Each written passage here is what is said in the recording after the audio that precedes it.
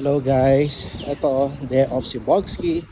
Gawa lang muna tayo ng mini vlog dahil gusto ko magpagupit o magpa-trim. So gusto ko lang ipakita sa inyo ito.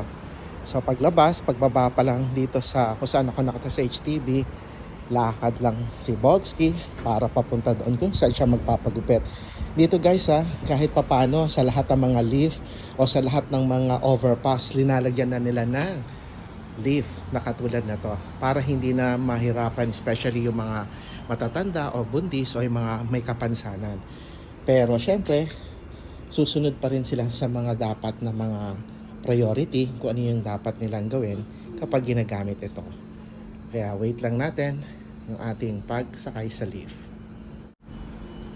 Ito na guys, pasok na tayo. So imagine nag-antay lang ako ng ilang minuto.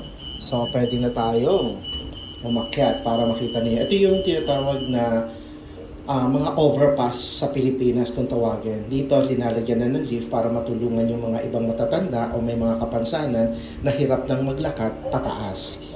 Kaya hindi lang naman din ito para sa kanila. Pwede din naman natin ito gamitin tulad ko ito.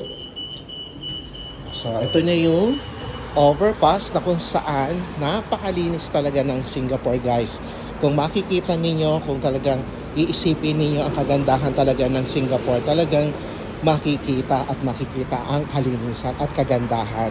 So ito na guys, lakad lang tayo. Gusto ko lang ipakita sa inyo dahil kahit papano 21 years na dito si Bogski para lang ipakita sa inyo ang kagandahan ng Singapore. Ito guys, hindi na ako gumamit ng lift. So gumagamit lang ako sa tuwing paakyat. So nahihirapan lang kasi ako para taas. Pero kapag pababa na, mas mabilis na para sa akin. So ito na guys, nakababa na ako sa kabilang side. Ipakita ko lang sa inyo yung aking lalakaran papunta kung saan nagpapagupit si Bogski. So yan na naman yung makikita nyo yung mga HDB na kung saan na yung tinatawag na Housing Development Board. Na kung saan yan yung mga klase ng mga tirahan ng mga tao dito. Wow na wow. Wala akong kasama nagsosolo dahil hindi na nga ako masyado nakakagawa.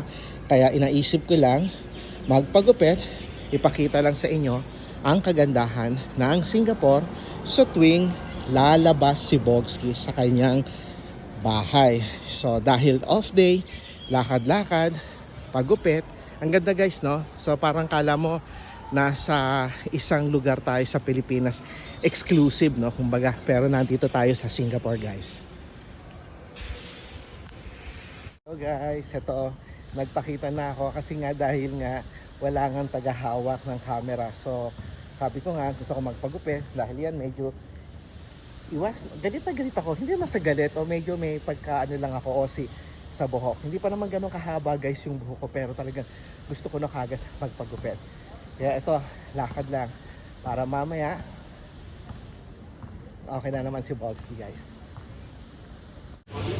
So ito guys, nandito na ako. So ito yung kung saan ako nagpapagupit para lang ipakita sa inyo. So malamig na rito kasi kahit pa paano may aircon sa loob. Ito yung Hougang 1 na ngayon na kung saan dati akong nakatira dito sa area na to.